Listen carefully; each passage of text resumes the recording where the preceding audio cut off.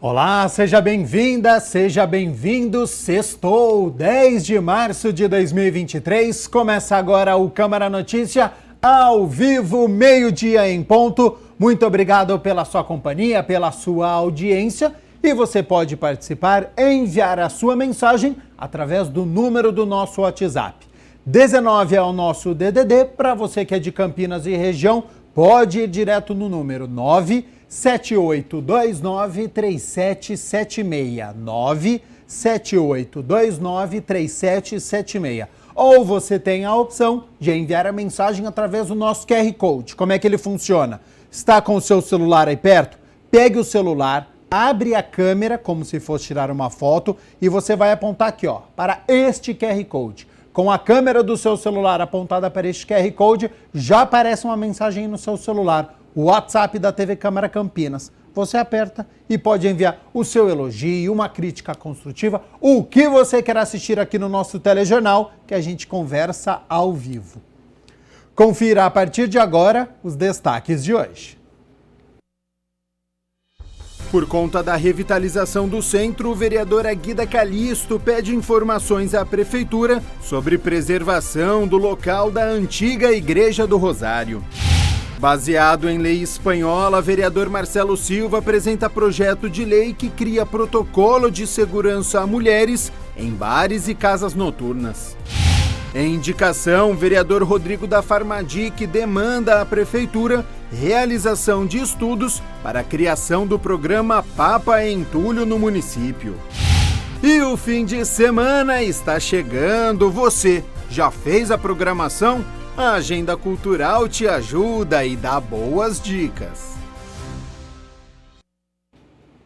E tem ainda a previsão do tempo. Será que vai chover neste fim de semana? A gente vai falar sobre futebol também, porque o Guarani entra em campo hoje contra a Portuguesa. Amanhã é a vez da Ponte Preta contra o Noroeste. Então tem muitos assuntos no nosso telejornal, tem entrevista ao vivo. Mas a gente abre a edição de hoje, olha só, hein? De hoje, sexta-feira, até domingo, a Estação Cultura recebe a Feira de Orquídeas e Suculentas, com entrada gratuita ao público, viu? São aproximadamente 20 mil unidades de plantas para venda das mais variadas espécies. Então, sobre os horários, sobre esta iniciativa, se vai ter algum curso para quem for ao local, eu aciono a repórter Dalila Pereira, que tem as informações.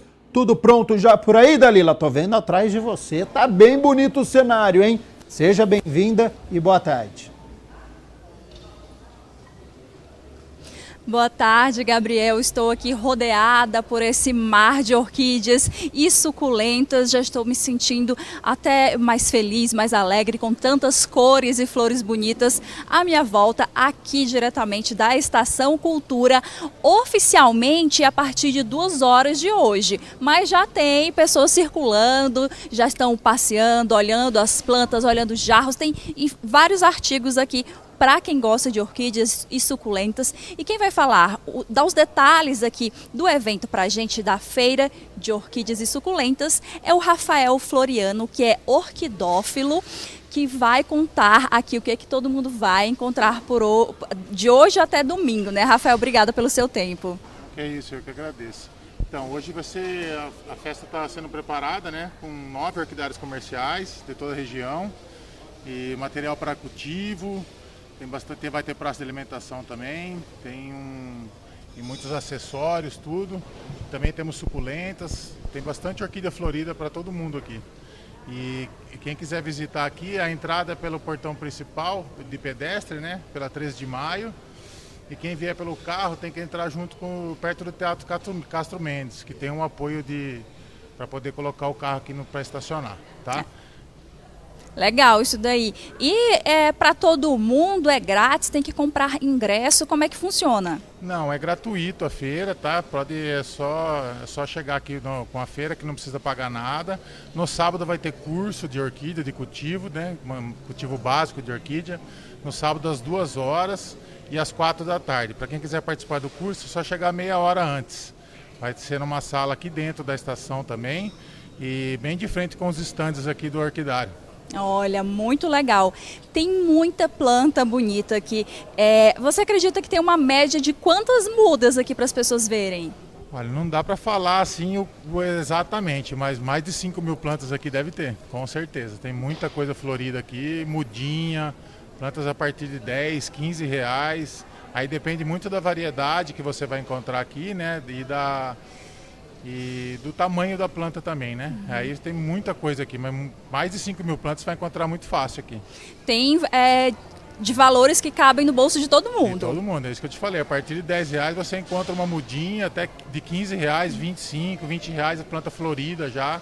É só vir aqui e buscar a sua, tem bastante coisa. As floridas são as mais disputadas ou as pessoas geralmente gostam de deixar esse trabalho para casa? Então, normalmente quem é colecionador e quem tem um espacinho em casa não liga muito para flor assim em si, né? Ele procura normalmente uma planta já com que ele não tenha, mesmo que esteja sem flor, ele consegue adquirir para poder cultivar em casa, né? Até aparecer a flor.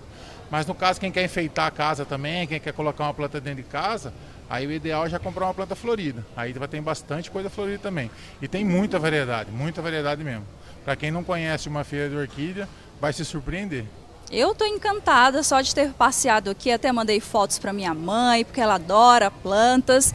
Mas quem vier aqui e tiver com seu pet, parece que tem uma coisa especial também, né? Isso, aqui o pet é bem-vindo aqui. Pode trazer seu pet aqui, que o espaço é bem amplo, tá? Vai ter uma ampla área de alimentação também. E pode vir com o pet sim, não tem problema nenhum. Vai contar com uma praça de alimentação também. Isso, praça de alimentação. E a parte de acessórios para orquídeas também, que é muito importante para quem quer cultivar, replantar, adubo, substrato, vai ter tudo, vaso, tem tudo aqui. Todos os acessórios tudo que você precisa tem. Como pás, jarros, tudo a gente vai encontrar. Vai ter tudo aqui. Até de cestinha plástica para vaso plástico e vaso de barro, cestinha de madeira, tem tudo aqui. E para um evento desse tamanho acontecer, tantos expositores, tantas mudas, vocês têm alguma parceria para colocar esse evento em pé de hoje até domingo? Então, quem tá fazendo a parceria é da prefeitura, né, que cedeu espaço para a gente aqui, né, e os orquidários se organizaram para fazer essa festa maravilhosa aqui para a gente, né? Além dos orquidários, tem também os 2 representantes com material de cultivo aqui, que são de outras cidades também. É isso que eu ia perguntar, se tinha pessoas de outras cidades, além de Campinas, outros fornecedores, distribuidores. Os orquidários normalmente são de outras cidades, né? O mais próximo aqui é o orquidário de Valinhos, e aí tem o orquidário de Ribeirão Preto, tem de Jarinu, tem de Jundiaí, vai ter bastante orquidário aqui de outras cidades também. Apesar do evento ser gratuito, vocês estão recebendo doação de alimentos, né? Isso, 1 quilo de alimentos também será doado para poder ajudar, né, as entidades assistenciais que estão sendo beneficiadas com esse alimento. Olha, legal. Quem quiser fazer sua contribuição é só trazer, né? Isso, só trazer o alimento aqui que vai ser bem recebido. Tem alguma rede social, algum site ou contato que, se alguém quiser alguma informação, perdeu aqui o ao vivo, pode buscar aí as informações de horários ou datas? As pessoas podem procurar pelas redes sociais dos orquidários participantes aqui, né, que são 9, né? E aí é só entrar no site da prefeitura também, que já tem alguma coisa bem esclarecida lá para o público poder acessar todas as informações. Vai ter praça de alimentação, gastronomia, polo cervejeiro da região metropolitana também vai estar presente, né? Isso, o polo cervejeiro também vai estar presente. Parece que com 3 cervejarias presentes aqui. Olha, cuidado, viu, gente? Depois aí tomar umas cervejas, confundir orquídea com erva daninha, levar uma coisa pela outra. Não, erva daninha não vai encontrar, não. Com certeza ele vai sair como orquídea daqui. Rodrigo Rafael Floriano, desculpa, orquidófilo, deu aqui os detalhes do evento, mas eu também vou conversar com a Aniela Rodrigues, que também é orquidófila, para contar um pouco sobre o cultivo, alguma curiosidade, porque a orquídea assim desperta tanto interesse das pessoas. Aniela, obrigada pelo seu tempo. Imagina, que isso. A orquídea tem um fascínio diferente entre as pessoas, não tem? Sim, muito, muito. Apesar de a maioria delas darem uma vez ao ano a floração, ela encanta pela cor, pelo perfume, muitas vezes por ser exótica a planta. Então, quem começa com uma planta é difícil a gente não se apaixonar por elas. E eu mesma comecei assim, comecei como colecionadora e depois de um tempo vi uma profissão nisso e estou aí há quase 20 anos no mercado. Nossa, e a orquídea, por essa característica de algumas só florirem uma vez por ano, ela precisa de um cuidado especial? O que tem do diferencial na hora de cuidar de uma planta tão especial como essa? Sim. A maioria delas pode ser cultivada no mesmo local, que às vezes as pessoas têm medo de levar, achando que onde o local que ela está não vai se adaptar. Então ela pode ser cultivada embaixo de uma árvore, numa varanda de um apartamento, no quintal, na garagem. Então ela só precisa de bastante claridade para ela poder se desenvolver e a rega, né? A umidade nela. De acordo assim, no verão a gente rega um pouquinho mais, no inverno um pouquinho menos. Mas aqui, nas 3 palestras, aliás, 2 no sábado e uma no domingo, nós vamos explicar certinho todos os detalhes, tirar as dúvidas que possam ter a respeito de rega, de local apropriado, adubação. Sem contar que também essas palestras vão ser gratuitas, então é bem legal, os palestrantes são bem, assim, entendem muito dessa área, então eles vão poder tirar todas as dúvidas da maioria das pessoas, acredito eu. E a orquídea, assim, ela é uma planta bem resistente ou você tem que ter um cuidadinho mais especial com ela? Não, então, a maioria das pessoas acham às vezes que ela, eu tenho medo de levar, mas o único cuidado com ela é com a rega e com o lugar, que a maioria não pode ficar no sol direto, aquele sol forte, porque pode queimar as folhas. Então a gente sugere sempre um local com bastante claridade. E a rega, porque se você molhar demais, pode começar a apodrecer a raiz. Então ela começa a amarelar a folha, é um sinal que às vezes ela está com muita água, né? Então a gente dá as dicas assim para diminuir a água, sentir no vaso, o substrato, como tá. Se tiver úmido, espera mais 2, 3 dias até secar um pouquinho para voltar novamente a molhar elas. E cada uma tem suas características ou, de um modo geral, cuidando do jeito certo de uma, cuida de todas? A maioria sim, porque como até os nossos orquidádeos, a maioria estão todas assim, separadas por lotes, mas todas na mesma estufa. Então não tem segredo não, pode misturar as plantas, é claro. Uma planta que gosta de mais sol, a gente eleva um pouco mais ela, que gosta mais de umidade, a gente abaixa um pouquinho ela. Então, mas a maioria pode ser cultivada tudo dentro do mesmo local. E existe assim uma variedade muito grande de orquídeas? Sim, existe. Catalogadas, tem em torno de 35 mil catalogadas. Mas agora, cruzamentos entre umas e outras, assim, daí, nossa, eu acredito que passe de 300, 400 mil. Nossa, é um número bem grande, né? É bem grande. Você começou falando 35 tipos de espécies, ela 35 mil, sim. É muita. A gente diz 35 mil espécies que são, assim, orquídeas puras, que sem cruzamentos, né? Agora, se você pegar uma espécie com outra, uma cor com uma outra, assim, daí vai muito longe. Mas aqui a gente vai ter suculentas também, né? Que tá bem na moda. Ultimamente as pessoas parecem que se apaixonaram pela suculenta nos últimos anos. Sim, o bichinho da suculenta pegou muita gente, assim. E é uma planta também fácil de cultivo, é um preço assim acessível a todo mundo. E também as pessoas que trouxeram aqui tem desde vasinho pequenininho, desde vaso grande formado, tem mudinhas nacionais, mudinhas raras, importadas, então também tem para todos os bolsos. E tem também os acessórios das suculentas, os adubos, os cachepozinhos, as terras próprias para plantio de suculentas. Para quem quer se aventurar aí no mundo das plantas, a suculenta talvez seja um bom primeiro passo, né? Que ela é mais simples de cuidar. Sim, eu acredito que seja mais simples e também algumas delas podem ser também cultivadas junto com as orquídeas, no mesmo espaço. Olha, já vai criando um belo jardim na janela do apartamento para quem não tem espaço, no cantinho ali da casa. A Aniela Aniela Rodrigues, que é orquidófila, contou aqui os detalhes dos cuidados com as orquídeas, com as suculentas. Para ficar sabendo mais informações, é só vir esses dias aqui, né, Aniela, para conferir de perto. Sim, tá, gente, venham, tá muito bonito. O local é fácil acesso, tanto para pedestres como para quem vem de carro. O local assim é muito arejado, bem amplo, dá para todo mundo andar tranquilamente e vale a pena, é um belo passeio. Aniela, obrigada pelo seu tempo. Quem vir daqui até domingo vai poder pegar as dicas aqui diretamente com ela. Sim. Obrigada. Ó, tem uns números de contato aqui também. Tem um WhatsApp que é o 19 998 22 10 01. E eu já estou aqui totalmente apaixonada, quem sabe saio com uma mudinha aqui também. E Gabriel, eu volto com vocês aí no estúdio, mas eu vou deixar um desafio para você. Eu quero que você fale 3 vezes, bem rápido, orquidófilo. Vou depois ver se você acertou, viu? Até daqui a pouco.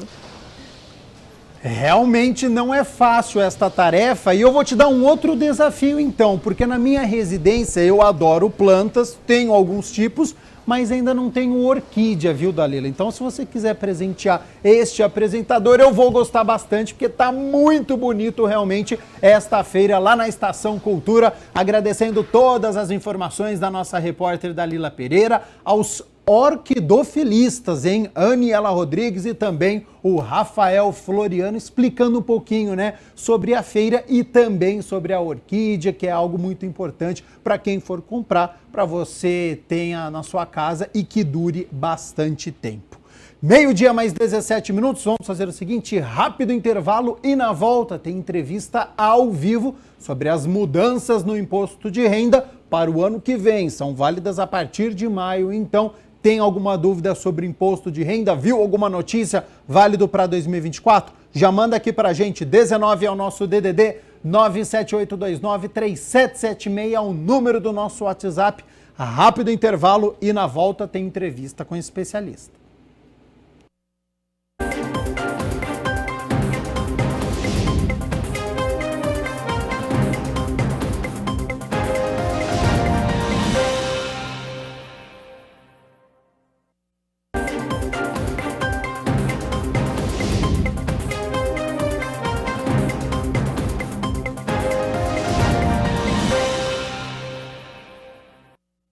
Câmara Notícia de volta ao vivo nesta sexta-feira, 12:00 mais 21 minutos. Muito obrigado pela sua companhia, pela sua audiência. E olha só, no início deste mês, o presidente da República, Lula, anunciou a nova tabela do imposto de renda que vai valer para a declaração de 2024.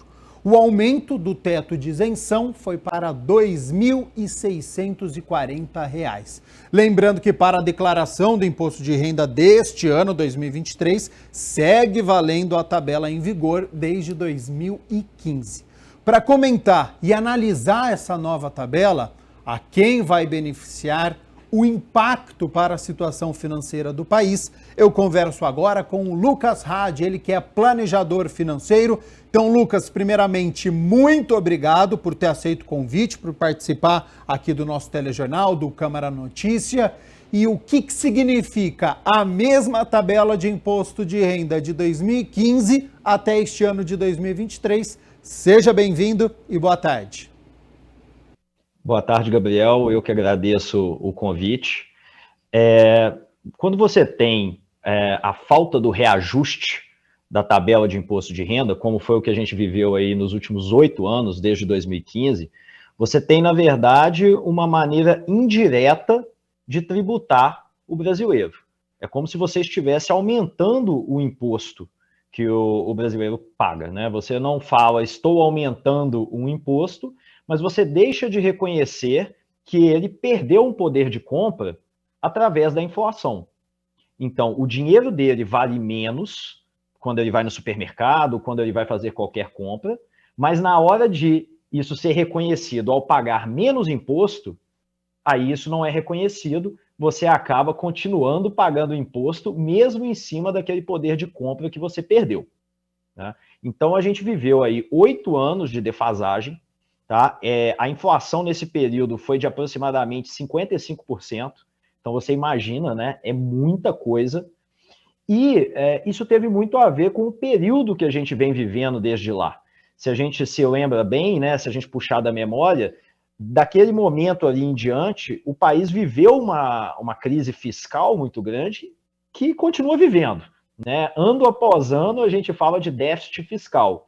Então, você chegava e falava de reajuste da tabela de imposto de renda, quem estava ali fazendo orçamento era contra, porque falava, não estamos num momento em que eu consigo abrir mão de arrecadação.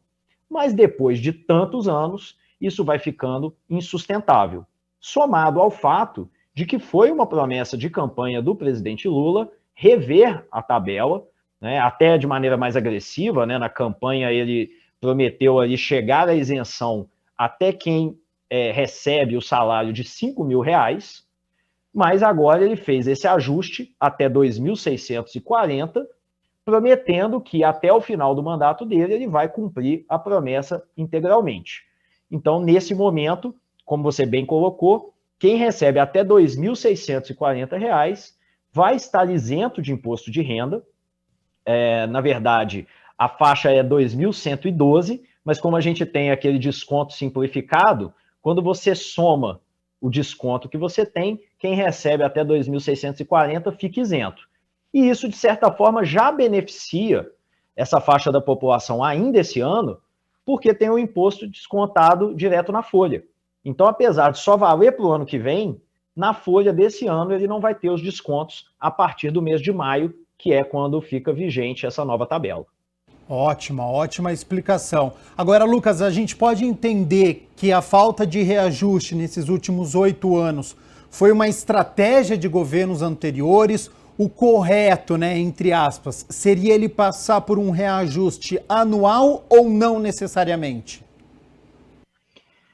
Olha, se for olhar a rigor, sim, o correto seria anualmente haver um reajuste, porque da mesma maneira que se reajusta um salário mínimo, entendendo que houve uma perda do poder de compra, da mesma maneira que você ajusta um aluguel, uma conta de luz, sempre que há qualquer variação, você deveria também olhar no momento em que isso vai beneficiar o contribuinte, vai beneficiar o consumidor.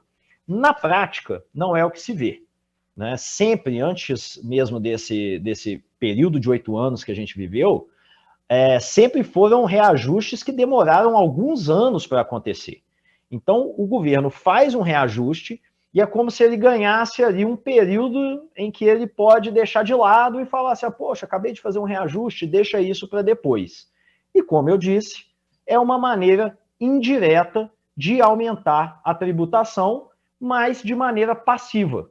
Ou seja, você simplesmente não faz nada e arrecada relativamente mais.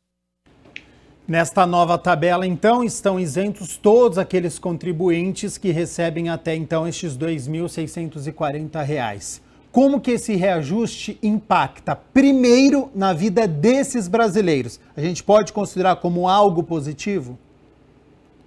Sem dúvida nenhuma. E foi um impacto muito expressivo quando a gente olha na massa da população que foi atingida. A gente estava falando antes de ter aproximadamente 8 milhões de contribuintes que estavam na faixa de isenção, e agora foram acrescentados mais 13,7 milhões de brasileiros que se tornaram também isentos, ou seja, mais do que dobrou o número de brasileiros isentos de imposto de renda, e a gente está falando hoje de ter o equivalente a 40% das declarações do ano passado sendo agora encaixando nessa faixa de isenção. Então, assim, quando você reduz o imposto, você está diretamente aumentando a renda disponível da população. Então, é uma maneira de você aumentar a capacidade de consumo das famílias.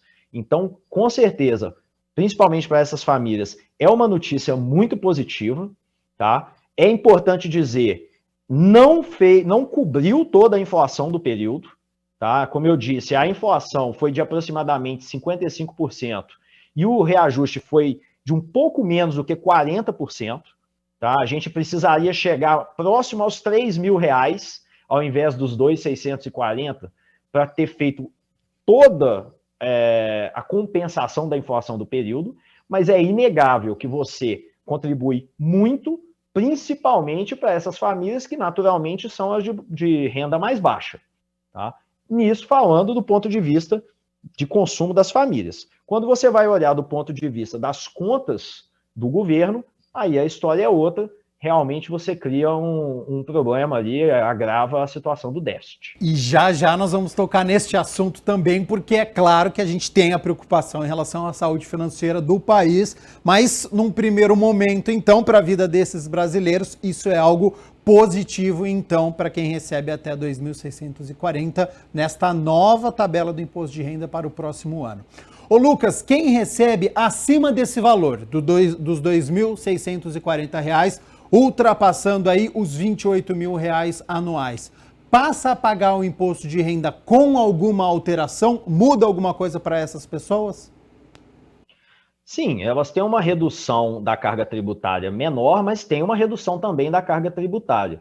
Porque, na verdade, o que acontece é que, independente de quanto você ganha, é como se você fosse enchendo um pote, né? E a cada momento que você vai passando por cada uma das faixas, que começa isento, depois 7,5%, depois 15%, depois 22,5%, até você chegar nos 27,5%, você vai pagando aquela alíquota de imposto conforme a tabela demonstra. Então, se você aumentou a faixa de isenção, mesmo quem ganha acima dos 2.640, fica isento na parcela da sua renda que é até R$ 2.640. Ou seja, você só vai pagar imposto de renda no que excede esse montante. Então, a gente pode dizer que, embora o impacto seja muito maior naquelas pessoas que ficam 100% isentas, você beneficiou todos aqueles que têm a obrigação de recolher o imposto de renda ali anualmente. Ótimo. Você disse na resposta anterior que o presidente Lula tinha falado na campanha que queria corrigir a faixa de isenção para R$ 5.000. Você entende que é possível chegar neste valor? Algum dia a gente vai ter isso?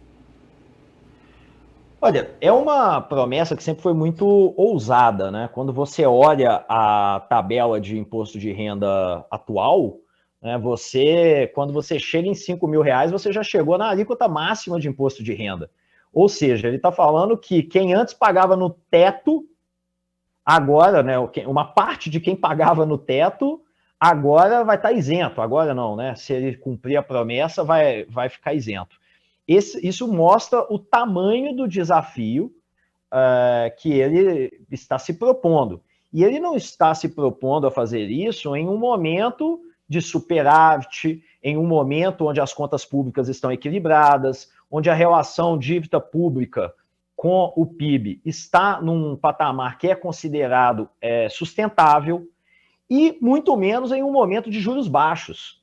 Porque qual que é o problema? Pior do que você estar endividado é você estar endividado em um momento em que a sua dívida é corrigida a juros muito elevados. E é uma questão que não é isolada do Brasil, é mundial. Então não basta que a gente faça o nosso dever de casa. Ainda tem todo um impacto vindo do mercado internacional que impede que nós consigamos baixar a taxa de juros. Então nós temos uma dívida que hoje é corrigida a quase 14% ao ano. Então, não posso dizer que é impossível, porque a caneta está na mão dele. Inclusive, ele pode fazer isso amanhã, né? O que acontece é responsável fazer isso ou não? E eu digo, para fazer isso de maneira responsável, precisaria-se de um projeto muito grandioso. Porque você precisa conseguir equilibrar as receitas vindas de outro lugar. Tá? Ou você precisa diminuir as despesas do governo em outra ponta para você compensar a receita que você está abrindo mão. E a gente está falando de uma receita muito expressiva, porque como é de conhecimento de todos, o Brasil tem uma massa muito grande de pessoas que ganham menos salários mínimos, vamos dizer assim, até 5, 6 salários mínimos. Então, quando ele fala que vai isentar a quem ganha até R$ 5.000, ele está falando de isentar percentualmente a maioria dos contribuintes. Então, nesse caso, a gente está falando de um desafio muito grande que, se ele quiser manter essa palavra, né, essa segunda promessa, né, que a primeira era num primeiro momento, agora virou até o final do governo. Se ele quiser fazer isso até o final do governo, que venha amparado aí de um projeto muito bem estruturado para que as contas públicas não se desequilibrem, porque contas públicas desequilibradas querem dizer inflação. Inflação quer dizer juros altos. Então, de nada adianta você isentar a população do imposto de renda se a inflação vai lá da outra ponta e come o poder de compra da mesma maneira. Então, você precisa equilibrar essas duas variáveis. E, Lucas, quando você fala de juros altos, o nosso telespectador que está nos acompanhando, que assiste o noticiário, deve estar acompanhando também essa briga, né? Porque o governo quer baixar os juros, há essa discussão também, e isso entra nessa questão que você está citando, então, de inflação, dessa questão do imposto de renda, né? Sem dúvida. Você quer baixar a taxa de juros, é outra coisa, né? Igual eu brinquei da caneta, essa caneta fica com o presidente do Banco Central. Né? Obviamente tem o Copom e tudo mais, mas ele é o responsável maior. Ele pode ir lá e baixar, mas para baixar, ele também precisa ver um cenário que seja propício a isso. E quando ele vê um desequilíbrio, você tem as duas políticas, a fiscal, que são os gastos e as receitas do governo, e a monetária, que são basicamente os juros da nossa economia, a taxa Selic. Para ele poder baixar os juros da economia, ou seja, né, deixar a economia ali um pouco mais propensa ao crescimento, porque juros mais baixos incentivam o crescimento, ele precisa ter a garantia de que na ponta do fiscal, que está prioritariamente com o poder executivo, que a ponta do fiscal está sendo bem administrada, bem feita. E hoje você ainda tem sinais um pouco controversos. Né? Não é a nossa pauta aqui, mas você tinha, por exemplo, a temática da desoneração dos combustíveis, que quando você desonera os combustíveis, você está tirando receita do governo também. Você faz o reajuste da tabela de imposto de renda, tirou receita do governo também. Fez a aprovação do novo Bolsa Família no formato que fez, ampliando, aumentou as despesas. Isso tudo em um orçamento que já foi aprovado com déficit. Então você fica naquela, como que eu baixo a taxa de juros se o meu fiscal não está me dando sinais de que vai conseguir manter esse equilíbrio? Vai virar aquele voo de galinha, né? Eu baixo os juros para daqui a pouco a inflação explodir e eu ter que voltar muito rápido com juros talvez mais altos do que estão agora. Ô Lucas, melhorando a situação econômica do nosso país, eu sei que é difícil fazer um exercício aqui de futurologia, mas uma possível análise é que este aumento dessa faixa do imposto de renda pode acontecer de uma maneira gradativa, então, com o passar dos anos e aumentando, talvez não chegar nos 5.000, mas há uma tendência de aumentando este valor, pelo menos esse é o desejo do governo? Essa é uma promessa do presidente Lula, inclusive uma promessa de campanha. Ele, desde o primeiro dia de governo, tem se mostrado muito preocupado em cumprir as suas promessas. E, como a gente já conversou aqui no começo, o correto é que haja o reajuste sempre, pelo menos, pela inflação. Então, se houver um cenário minimamente razoável para que isso aconteça, acredito sim que a gente vai ver essa faixa de isenção ainda se ampliando nos próximos anos. Se a situação se complicar ainda mais, aí pode ser que ele não tenha capital político para fazer isso. Né? Daí a questão da futurologia. Mas como estamos hoje, eu realmente acredito que é a promessa dele, que é a intenção dele cumprir a promessa. Numa resposta anterior que é positiva, então, para a população, que recebe até R$ 2.640, citou na última resposta, agora sim a gente aborda mais o outro lado, o impacto na economia brasileira, porque a previsão é de que mais de 13 milhões de contribuintes deixem de pagar o imposto de renda com essas novas regras. É algo que o governo consegue contornar? É algo que preocupa? De que maneira que a gente consegue avaliar? Como conversamos aqui, né, o governo já está em déficit. O orçamento do ano já foi aprovado em déficit. Então, você já era esperado que o governo aumentasse o seu nível de endividamento ao final do ano para fechar suas contas. As contas ainda não estão ao certo, né? A Receita Federal fala em números menores, algumas instituições de pesquisa falam em números maiores, mas você escuta números entre 6 e 14 bilhões como a receita que o governo vai deixar de receber só em 2023 por causa desse reajuste. Então, você está falando de um aumento do déficit realmente expressivo. O que se espera sempre nesses momentos é que o governo ache uma outra maneira de se rentabilizar, né? Por exemplo, comentaram a respeito de se tributar os sites de aposta pela internet, e aí você estaria compensando a perda de arrecadação de uma ponta com uma arrecadação em outra ponta.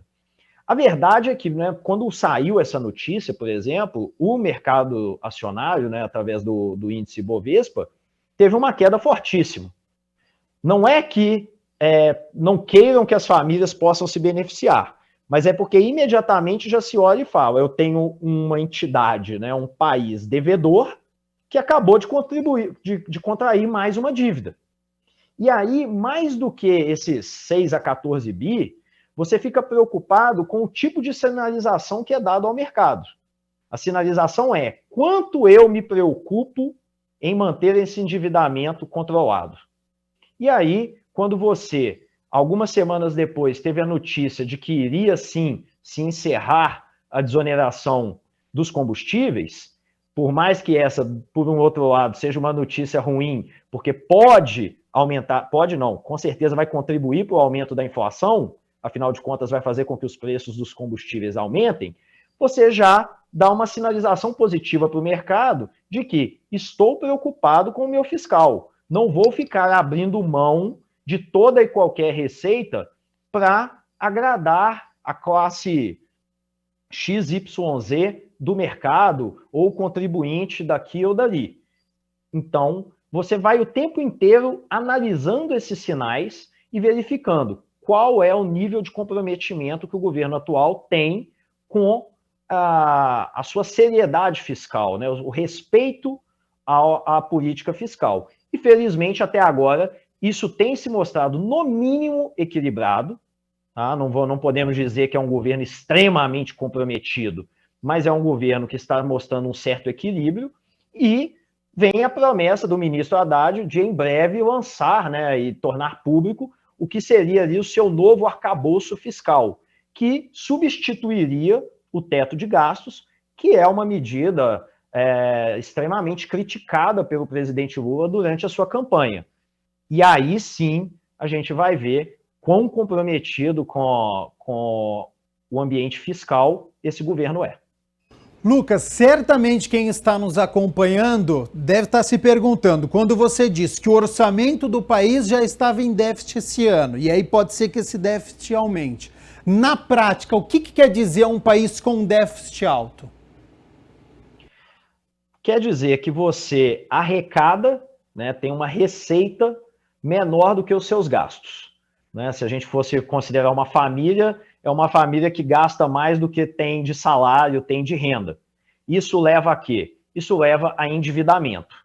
Quando você vai se endividando, você tem um índice que é mundialmente medido, que é a relação dívida-PIB. Ou seja, quanto a sua dívida representa do tamanho da sua capacidade de gerar riquezas. Porque é uma medida de capacidade de pagamento, né? Igual quando você vai num banco pedir uma dívida, eles olham e falam assim, deixa eu ver se eu posso te emprestar esse tanto que você está me pedindo, baseado em qual tamanho da sua renda. Porque a sua renda é o que vai me dizer se você tem capacidade ou não de pagar essa dívida.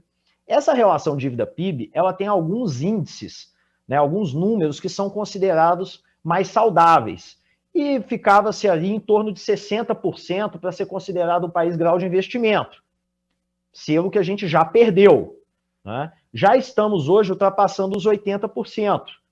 E quando você vai fazendo projeções, hoje se olha muito o seguinte, considerando os juros em que estamos e alguns anos em que a gente possa ultrapassar, continuar tendo déficit, ou seja, continuar gastando mais do que a gente arrecada, a gente pode ultrapassar uma barreira muito temida, que é o 100%. Ou seja, você tem uma dívida que é mais do que um ano inteiro de PIB do país.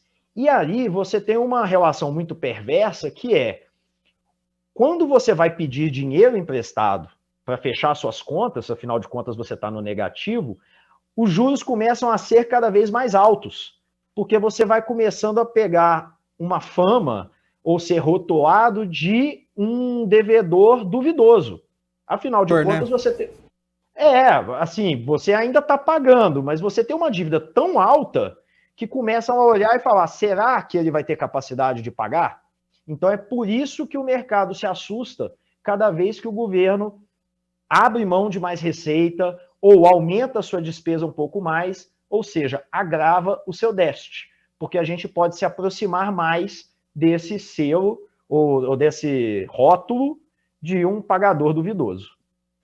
Sobre esta nova tabela do imposto de renda para o ano que vem, o que mais você pode destacar de mudanças? O projeto, ele traz medidas referentes à tributação de lucros e dividendos distribuídos, a atualização do valor dos bens imóveis. Tem mais alguma mudança que seja importante destacar, Lucas? Não. Isso tudo vai ser provavelmente trabalhado no arcabouço da reforma tributária, que está sendo endereçada também pelo governo, inclusive era um pedido do ministro Haddad que a nova tabela saísse apenas no ano que vem, juntamente com a reforma tributária, mas o presidente Lula estava com pressa de sinalizar que ia cumprir essa promessa de campanha, então ele separou a tabela de todas essas outras mudanças que virão aí, não se sabe como, na reforma tributária. Então, eu acho que a gente cobriu aqui realmente os principais pontos e as principais consequências dessa nova tabela. Ótimo, e tenho certeza que o nosso telespectador está muito bem informado a partir de agora. Lucas Hadi, planejador financeiro, quero agradecer novamente a sua disponibilidade do tempo, a aula que você deu aqui para a gente sabe que este assunto não é fácil, tenho certeza que o pessoal de casa aprendeu bastante com as suas explicações. Já faço o convite aqui para uma próxima oportunidade. Teve alguma atualização? A gente entra em contato de novo para você vir nos explicar aqui. Combinado? Combinado, Gabriel. Foi um prazer. Prazer é todo nosso, do Lucas Hadi, participando ao vivo aqui do nosso Câmara Notícia nesta sexta-feira, falando sobre esta atualização, no imposto de renda para o próximo ano e também um pouquinho, sobre economia, sobre a situação do nosso país e as atividades que estão sendo desenvolvidas por este novo governo. 12:46, hora das notícias da Metrópole de Campinas. Vou falar sobre saúde agora, porque o Departamento de Vigilância em Saúde aqui de Campinas divulgou que do dia 27 de fevereiro até ontem, 9 de março, mais de 31 mil pessoas receberam a vacina bivalente da Pfizer contra a Covid-19. A gente lembra aqui, podem tomar a vacina idosos a partir de 60 anos, imunossuprimidos a partir de 12 anos, residentes e trabalhadores em instituições de longa permanência, indígenas, populações ribeirinhas, quilombolas. É necessário já ter completado o esquema primário de vacinação ou já ter recebido o primeiro ou segundo reforço. Também é necessário se atentar ao intervalo entre as doses. Essa nova aplicação da vacina bivalente tem que ser feita no mínimo 4 meses após o último registro de vacinação. Você se enquadra nesses quesitos? Então, para ser vacinado, tem que apresentar documento com foto, número do CPF e a carteira de vacinação, se tiver. No caso dos imunossuprimidos, também é necessária a apresentação de um comprovante médico da condição. Os horários das salas de vacina dos centros de saúde podem ser encontrados no site vacina.campinas.sp.gov.br. O site vacina.campinas.sp.gov.br. Tem todas as informações, já está aqui embaixo da sua tela. Se você tem alguma dúvida sobre vacinação, recebeu algum material, entra no site que lá tem informação segura, de qualidade, de credibilidade, para você ficar muito bem informado. 12h mais 48 minutos das notícias da Metrópole de Campinas, a gente passa para as notícias do Legislativo, porque olha só, hein, por conta da revitalização que está acontecendo no centro aqui de Campinas, a área do Largo do Rosário deve passar por mudanças. E a vereadora Guida Calisto levantou questionamentos sobre a preservação do local da antiga Igreja do Rosário. A vereadora Guida Calisto fez um requerimento solicitando informações sobre as reformas da Avenida Campos Sales e a aprovação do CONDEPAC sobre as intervenções no sítio histórico das fundações da antiga Igreja do Rosário.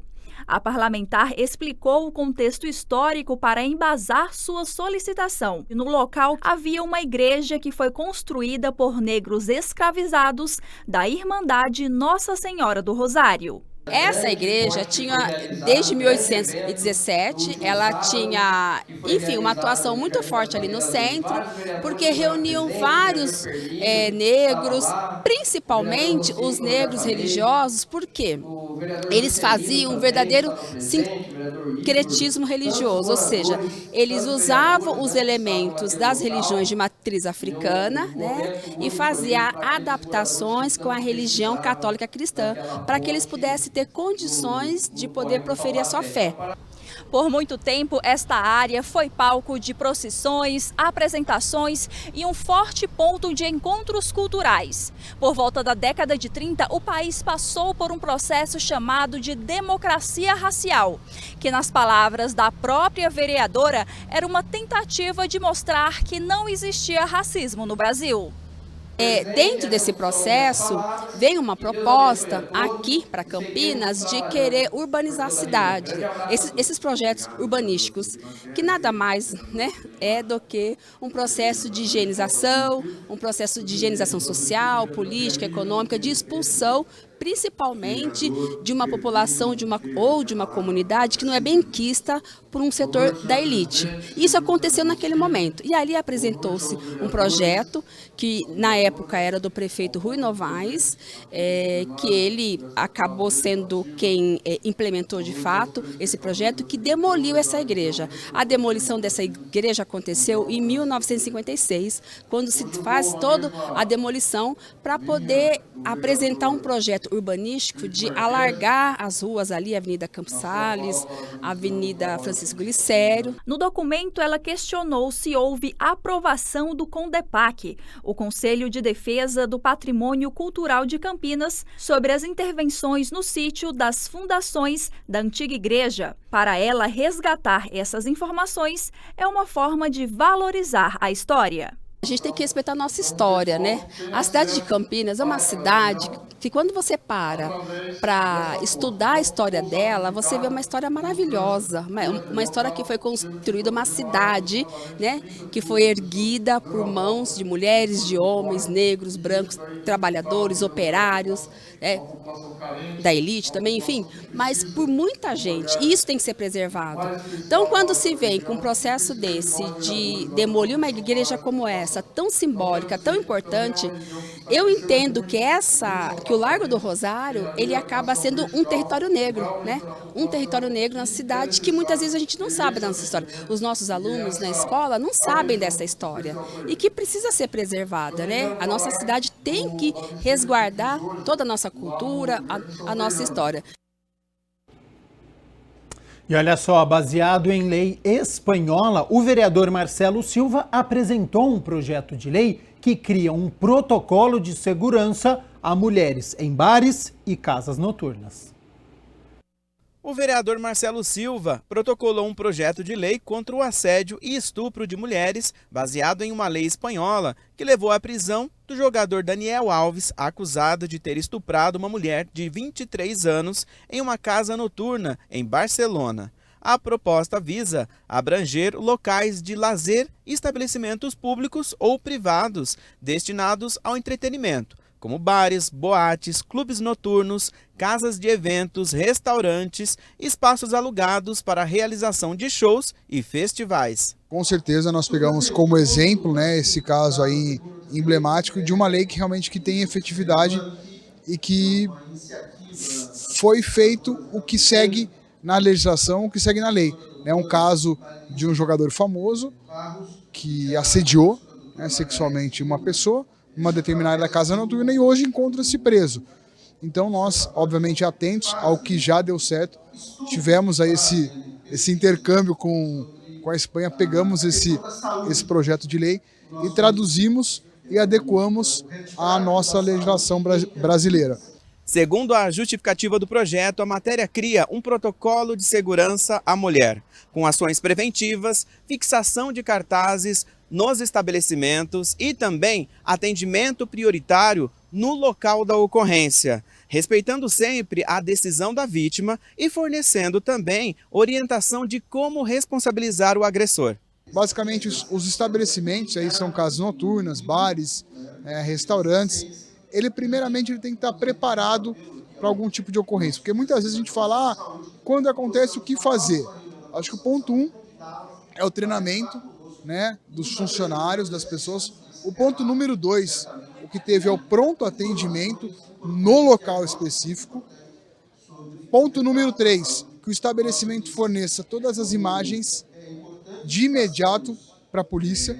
E o ponto número 4, que obviamente que o estabelecimento também forneça qualquer tipo de informação e de forma célere, de forma rápida. O PLO segue em tramitação para se tornar uma lei municipal. Para isso, terá de ser aprovado em 2 votações pelo plenário da Câmara e, na sequência, receber a sanção do prefeito de Campinas. Muitos projetos são feitos, né? E a gente não vê a eficácia e a praticidade dos projetos. Esse projeto a gente teve o cuidado, obviamente, de trazer, de adaptar a nossa legislação para que realmente ele tenha eficácia, para que ele seja aplicado na vida real. Olha só, jogar entulho em local inadequado causa danos à saúde da população, além de atrapalhar o trabalho de limpeza pública. Pensando nisso, o vereador Rodrigo da Farmadic indicou a criação do programa Papa Entulho. Confira. O vereador Rodrigo da Farmadic protocolou uma indicação para a criação do programa Papa Entulho em Campinas. No município de Barueri, existe um programa com o mesmo nome que inspirou a indicação do parlamentar. Nós temos um problema crônico na cidade de Campinas e que é um problema das grandes cidades, dos grandes centros urbanos, que é o descarte irregular de entulho. Isso causa um problema para a cidade da ordem de saúde pública, que é a proliferação de peçonhas, né, de animais peçonhentos e também de arboviroses como a dengue. Isso pode ser, em parte, solucionado com a criação desse programa que foi um sucesso na cidade de Barueri. Por meio da proposta, a prefeitura seria responsável por disponibilizar sacolas resistentes para esse tipo de entulho, além de fazer a coleta. Apesar do custo para o município, ele justificou que o meio ambiente sai ganhando. A prefeitura disponibilizar como se fosse bags, né, uns sacos grandes, de grande resistência, inclusive, para que bairros mais populares, inclusive de pessoas e famílias mais carentes, quando precisam fazer uma pequena obra, inclusive, por exemplo, se quebrar uma pia, ele vai gerar um entulho e aquilo precisa ser descartado em algum lugar. E aí, para ele fazer o descarte daquele pequeno entulho que ele gerou ali por conta de uma obra, inclusive, às vezes emergencial, ele vai gastar o valor maior com a contratação de uma caçamba de entulho do que, às vezes, propriamente com a obra emergencial. Com a indicação, o parlamentar acredita que é uma forma de conscientizar a população sobre os perigos do descarte desse tipo de material em local impróprio, pois pode gerar a proliferação de animais peçonhentos, insetos e todo tipo de mosquito, sem contar com os gastos dos cofres públicos. Esse projeto, além de pedir a disponibilização desse material para que a Prefeitura possa depois fazer o recolhimento, também é um processo, um programa de conscientização ambiental. Então, além disso, é previsto também para que a população seja informada, inclusive com material didático e veiculado dentro da mídia, que a conscientização da necessidade de não fazer esse descarte de forma irregular. Ele ressaltou que o programa seria direcionado apenas para quem realmente não pode pagar pelo serviço. Na verdade, isso seria para famílias de baixa renda, né? Aquelas famílias, inclusive, que às vezes pode estar até cadastrada no CAD único, né? Que isso comprova que aquela pessoa ela é de baixa renda, e isso é muito importante para que o município também possa direcionar os seus recursos para quem realmente precisa e não para aquele cidadão que realmente tem condições de pagar uma caçamba. E por iniciativa da vereadora Débora Palermo, a Câmara Municipal homenageou 2 mulheres que se destacaram em suas áreas de atuação. O dia da entrega não foi por acaso, por se tratar de honrarias que são específicas para mulheres. A data fixa da solenidade foi justamente o 8 de março, quando se comemora o Dia Internacional da Mulher. No Dia Internacional da Mulher, a Câmara Municipal, por iniciativa da vereadora Débora Palermo, homenageou 2 mulheres que foram destaque em suas áreas de atuação. Honraria não é voto. Elas são a segunda e a terceira pessoas que eu entrego uma honraria nessa casa. Porque acho que honraria é um reconhecimento da cidade a pessoas que realmente merecem honra. A Bíblia fala, honra a quem honra. Então, não é, das minhas mãos, não é qualquer um que recebe a honraria. Eu escolho com muito carinho a quem eu entrego essas medalhas e esses diplomas. Uma das homenageadas, Janete Aparecida Georgette Valente, que recebeu a medalha Dorcelina Oliveira Folador. Jane Valente, dispensa comentários, né? A nossa querida Jane, na área social, que tem feito muito, contribuído muito na sociedade campineira, e não só na sociedade campineira, mas para o país. Merece todo o reconhecimento, todo o nosso carinho. Eu acho que eu estou falando hoje, rapazes, né, para as grandes mulheres que estão aqui presentes, mas o quanto cada homem, né, presente na nossa luta, na nossa batalha, tem feito, né, a diferença, a sensibilidade, né, de tudo aquilo que a gente vem realizando nos trabalhos de políticas públicas, Thaís Zezé, Adriana. Eu acho que quando a gente começa a falar nomes, a gente corre, às vezes, de não poder dizer cada um. Mas eu quero dizer que vocês sabem, né, o que cada um de vocês representam dentro dessa minha bolsinha, né, que cada vez fica mais cheinha, e que a gente possa continuar juntas nesse trabalho que, ora, amplia de um canto, às vezes adormece em outro, mas ele ressuscita em outro. Então, cada um. Outra homenagem foi para Ana Paula Savoy Stênico, que recebeu o diploma de Mérito Mulher Virtuosa Elizabeth Lins Cordeiro, idealizadora do projeto Arte com Paixão. E a Ana Paula Savoy, também uma mulher que faz uma diferença imensa na sociedade. Criadora do projeto Arte com Paixão, ela faz tatuagens, micropigmentação em sobrancelhas e mamilos das mulheres que sofreram mastectomia ou outras perdas. Então, a Ana faz esse trabalho maravilhoso, gratuito, às mulheres que não podem pagar. Quero agradecer a Débora, primeiramente, por essa honraria. Ai, meu Deus. É um orgulho para mim, né, tá recebendo isso, porque eu sei todo o esforço que eu fiz para conseguir encontrar um anjo, que é o Dr. Medina, que desse credibilidade e valor para o meu trabalho, porque não foi fácil. Eu sei que trabalhar com pacientes oncológicas para todo médico deve ser difícil, porque elas vêm de um processo doloroso, né? E para eles acreditarem em alguém que vai fazer uma tatuagem numa paciente que já passou por tudo isso é difícil, né? E ele foi o único que, depois de quase 8 anos buscando, abriu as portas do hospital para mim.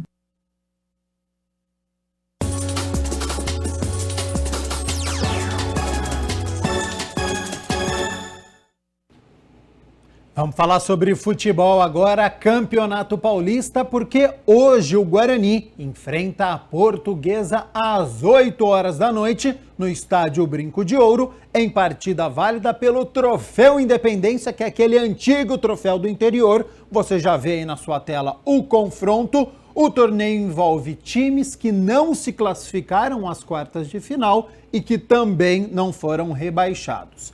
Lembrando, jogo único, viu? Quem vencer avança de fase, vai à semifinal. Quem perder já está eliminado. Se der empate no confronto entre Guarani e Portuguesa, a disputa vai para os pênaltis. Para esta noite, o técnico Moisés Moura não pode contar com o zagueiro Luciano Castan e com o atacante Bruno José. Os dois estão suspensos. No ataque, Rafael e Neilton brigam pela vaga. Existe a expectativa também pela reestreia do atacante Bruno Mendes, está na terceira passagem pelo Bugre, já está treinando há semanas no clube, a gente inclusive mostrou aqui a apresentação do atacante, pode começar a partida entre os titulares ou entrar no decorrer da partida. A Taça Independência não dá mais uma vaga à Copa do Brasil, mas a Federação Paulista de Futebol vai premiar o campeão, recebe R$400 mil. E claro que na segunda-feira a gente conta a história desta partida. A gente segue falando sobre futebol, agora amanhã no sabadão, às 3 horas da tarde, pelo Campeonato Paulista da Série A2, a Ponte Preta enfrenta o Noroeste no estádio Moisés Lucarelli, em partida válida pela última rodada. Você também já vê na sua tela o confronto. A Macaca já está classificada, já é a primeira colocada, e o Noroeste hoje está na terceira posição, mas quer terminar esta primeira fase na segunda posição. E olha só, hein, a diretoria Ponte Pretana, em homenagem ao Dia Internacional da Mulher, vai presentear 1.000 torcedoras com ingressos de graça para a partida, hein? A retirada acontece nas bilheterias do estádio, hoje até às 6 horas da tarde, amanhã no sábado, das 9 horas da manhã até o intervalo da partida, mediante a disponibilidade. Então você, torcedora da Ponte, corre lá na bilheteria para você pegar o seu ingresso na faixa de graça. Técnico Hélio dos Anjos pode poupar alguns atletas que estão desgastados, até porque a Ponte já está classificada. E claro que na segunda-feira a gente também conta a história desta partida entre Ponte Preta e Noroeste. 1h mais 7, vamos para mais um intervalo, o último aqui do nosso telejornal. E na volta tem mais uma entrevista ao vivo para falar sobre o papel da segurança eletrônica no combate à violência contra a mulher. Não saia daí.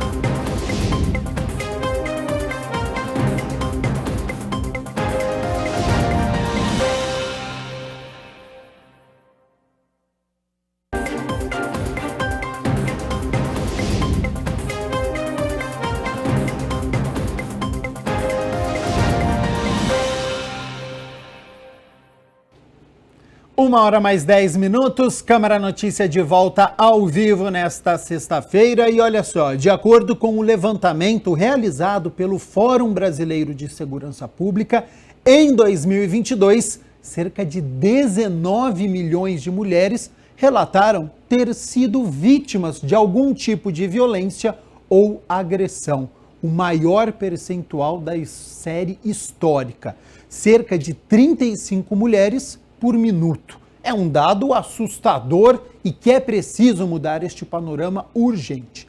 Então, sobre o papel da segurança eletrônica no combate à violência contra a mulher, eu converso agora com a Selma Migliori, ela que é presidente da Associação Brasileira das Empresas de Sistemas Eletrônicos de Segurança. Selma, primeiramente, muito obrigado por ter aceito o convite para participar aqui do nosso telejornal, do Câmara Notícia.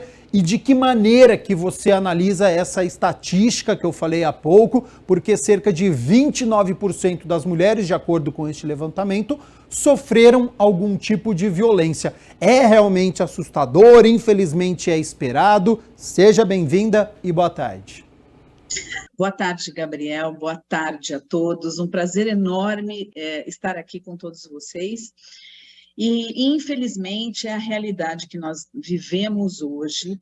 E, realmente, a BESE, ela vem desenvolvendo um trabalho no sentido de fomentar e esclarecer cada vez mais a utilização das tecnologias da segurança da mulher, que estão aí disponíveis para auxiliar nesse momento tão difícil, né? São praticamente 35 mulheres por minuto que são atacadas de alguma maneira. Então, Gabriel, nós temos um papel muito importante perante a sociedade nesse sentido, e existem vários dispositivos que podem auxiliar a mulher nesse tipo de situação, não só as câmeras de segurança, mas, por exemplo, quando elas sentem alguma situação de risco, ou estando, por exemplo, sozinha dentro da sua residência, alguém toca o interfone e ela, para se sentir um pouco mais segura, sem saber exatamente quem está ali, ela pode atender o interfone no seu próprio celular, então as imagens acabam ficando ali na palma da mão e ela se comunica com esse visitante, não tendo que se expor na sua residência ali fora, sem saber quem é que está sendo atendido, né?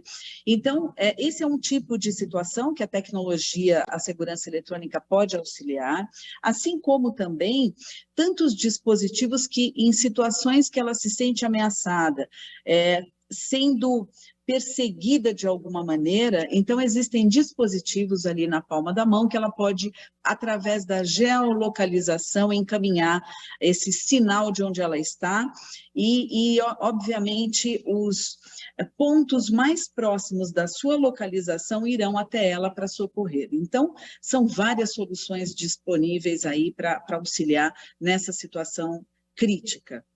Sem dúvida, dispositivos importantíssimos e que auxiliam, então, a mulher nesta situação que muitas vezes é constrangedora e criminosa, né?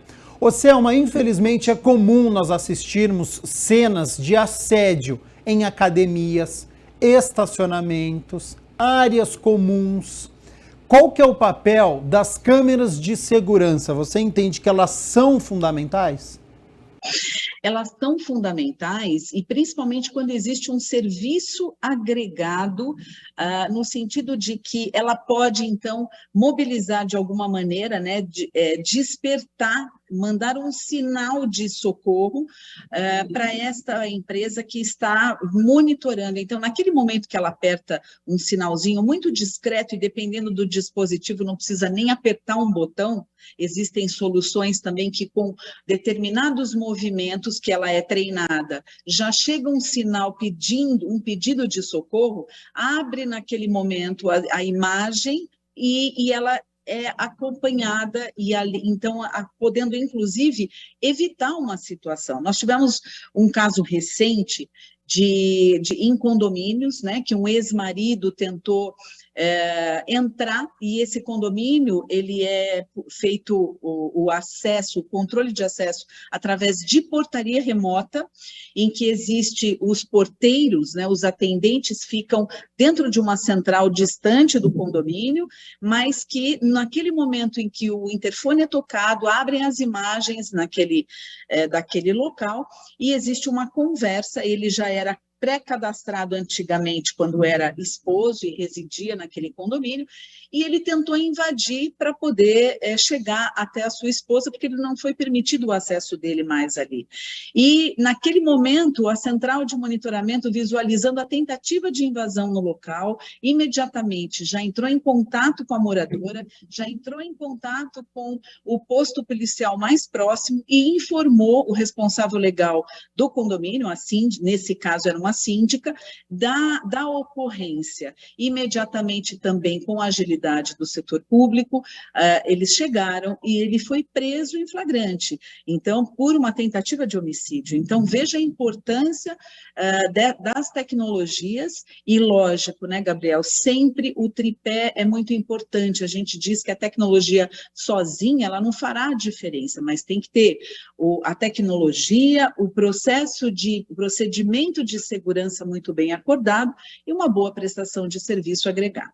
Sem sombra de dúvidas. Pegando o gancho da sua resposta, alguns pontos importantes. Para quem está nos acompanhando, tem interesse nessa questão do movimento, quando a mulher ela se sente ali constrangida, quando ela viu alguma ação, existe algum aplicativo, alguma empresa que ela precisa contratar? Como que ela reage dessa maneira? É importante, sim, existem aplicativos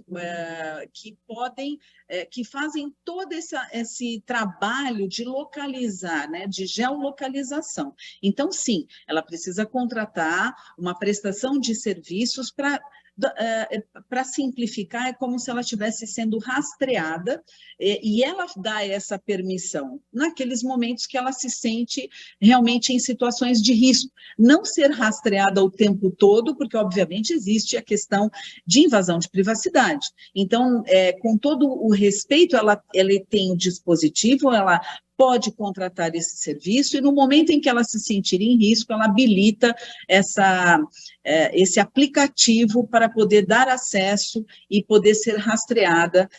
Muitas vezes está sendo seguida, ela consegue observar, mas é preciso ficar muito atento também, né? A gente costuma ficar bem distraído em alguns momentos aí, é nesse momento que ele ataca, porque eles estudam, né? Todos os meliantes acabam estudando as situações não só para entrar em combate a uma mulher, mas também para a invasão de estabelecimentos. Existe um estudo de como invadir e tudo mais. Então, precisamos ficar sempre muito atentos nesse quesito de segurança. Selma, outro ponto importante que você citou, pode ser nesse caso do agressor em que a câmera flagrou ele tentando entrar no condomínio. Essas câmeras precisam gravar, precisa ter um arquivo também, né? Porque vira e mexe a gente vê alguma notícia, tinha câmera, mas ela só filma no ao vivo, não tem ali um backup dela. Então é muito importante ter essa gravação para as autoridades terem acesso a ela, né? Exatamente, Gabriel, esse é um ponto muito importante. Não só a gravação local, né, ou seja, um equipamento que disponibiliza ali para o responsável legal do estabelecimento as imagens imediatamente, mas também um backup em nuvem ou na contratação de um serviço que possa trazer também esse registro das informações por um período mínimo importante, dependendo do tipo de sistema. Esse cuidado de ter backup das informações também é muito relevante. Não adianta você ter só a imagem, porque uma central de serviços 24 horas, ela não vai ficar 24 horas no ar online, olhando tudo o que está acontecendo no seu estabelecimento. Isso seria inviável. Mas sim, a partir do momento de um sinal específico de emergência, as câmeras se abrem, desde que isso tenha sido contratado e esteja respeitando também a Lei Geral de Proteção de Dados. Outro ponto importante da sua fala na resposta anterior, além da câmera desta gravação, é importante os funcionários deste local estarem preparados, aquele tripé que você citou. Você contrata um serviço, mas se não tiver um funcionário preparado para saber agir em uma situação, fica difícil também. Exatamente. Então, a tecnologia integrada ao treinamento dos usuários e os processos de segurança do local. Os procedimentos precisam estar muito bem traçados, discutidos com a empresa prestadora de serviços de segurança eletrônica, para que o conjunto funcione. A tecnologia sozinha, uma câmera de segurança, ela vai simplesmente registrar a ocorrência. Agora, com processos e treinamento em conjunto, ela tem uma função preventiva muito grande, né? Então, você consegue prevenir uma ação e não simplesmente registrar a ação após a ocorrência. Então, o treinamento, o preparo das pessoas nesse circuito é muito importante. Portanto, quando você for contratar um sistema eletrônico de segurança, que é um projeto adequado para cada local, porque segurança eletrônica não se compra em balcão, é necessário uma boa análise de risco, um bom projeto, adequação do tipo de equipamento que vai em cada local, porque existe tecnologia específica para cada local. Eu vou proteger uma área externa de um estabelecimento, o dispositivo é diferente de uma proteção interna. Então, é necessário um projeto e obviamente, o serviço agregado e a manutenção desses equipamentos também são de extrema importância. Então, é um conjunto que trazem aí sucesso e proteção para o cidadão. Ótimo, então essa adequação sobre o tipo também de tecnologia que você vai utilizar, isso é fundamental, porque às vezes a luz atrapalha, você tem que mudar o tipo, o local onde vai ser instalado, acho que tudo isso contribui para a gente ter o melhor funcionamento dessa tecnologia. Agora, Selma, como que você entende o papel da sociedade, o papel das pessoas que presenciam tal ato? A tecnologia hoje que está ao nosso alcance, filmar com o próprio celular é uma medida, quem é síndico de um condomínio tem que estar atento que pode acontecer ali, o dono de um estabelecimento também. Como que você enxerga o papel da sociedade com essa tecnologia nos auxiliando hoje?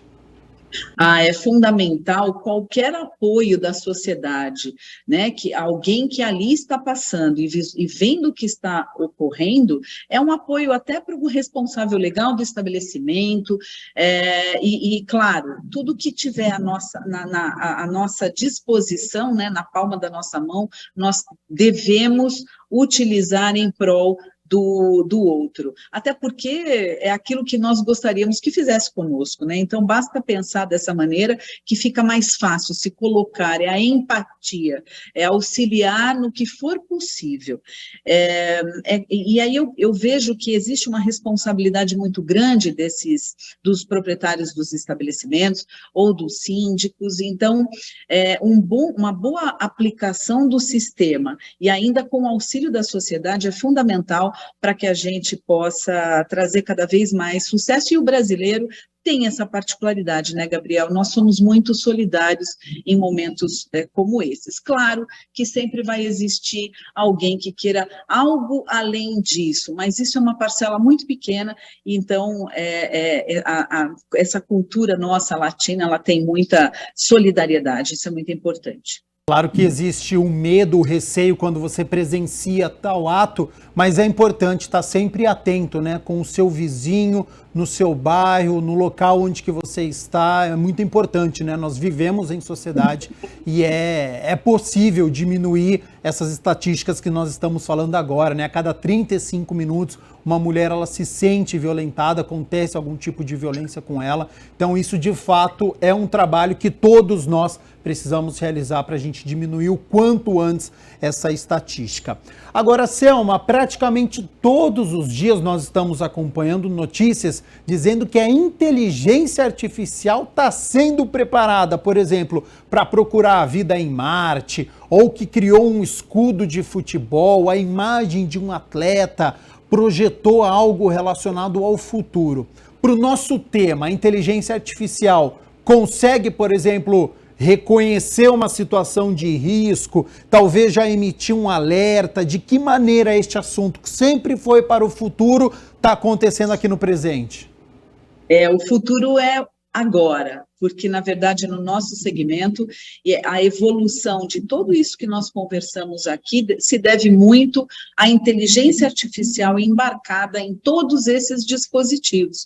Então, por exemplo, como esse grande banco de dados de possíveis meliantes, pessoas que já são cadastradas nos órgãos policiais, quando essas pessoas chegam para uma tentativa de assalto, dependendo da tecnologia existente ali na frente do condomínio, ou de um comércio, ou de um estabelecimento, imediatamente já existe uma comparação dessa face, através do reconhecimento facial, da inteligência artificial, no banco de dados gerais, e aí você já tem um sinal de alerta para determinado local, ou até mesmo para dentro do estabelecimento, dependendo do serviço, mas é um serviço que já está disponível para imediatamente o policial ir para o local e tomar uma ação, quem sabe até pegar em flagrante.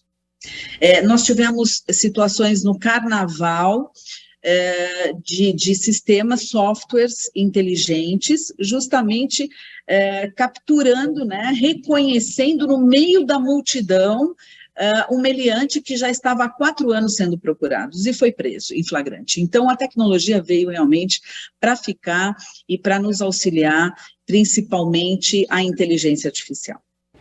Agora, Selma, ainda é muito caro para as pessoas adquirirem uma segurança eletrônica? Este é um obstáculo? É preciso baratear para chegar em todas as camadas da nossa sociedade?